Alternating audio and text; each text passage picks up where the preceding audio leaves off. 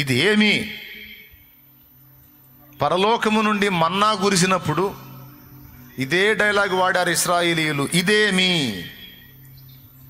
మన్నా అంటే ఇదేమి? దేవునికి స్తోత్రం.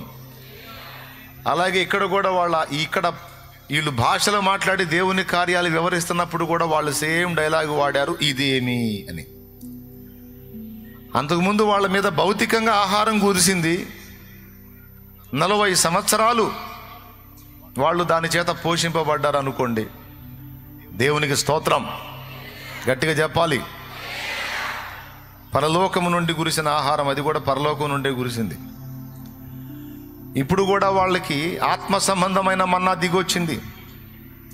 ఈ మన్నా దేవుని వాక్యం. పరిశుద్ధాత్మ పరిశుద్ధుల మీదకి వచ్చినప్పుడు పరిశుద్ధాత్మ వశులై వాక్శక్తితో వాళ్ళు పలికినటువంటి మాట పరలోక జీవ ఆత్మ సహితమైన మన్నా. కాబట్టి దానికి కూడా వాళ్ళు పెట్టిన పేరు ఇదేమి అంటే మన్నా.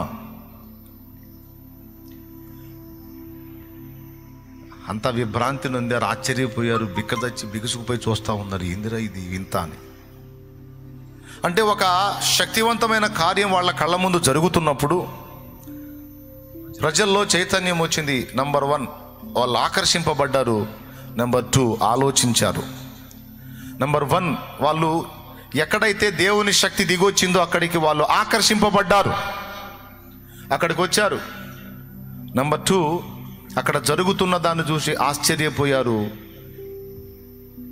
ఆలోచనలో పడ్డారు, ఏం జరుగుతుంది, ఏంది అని.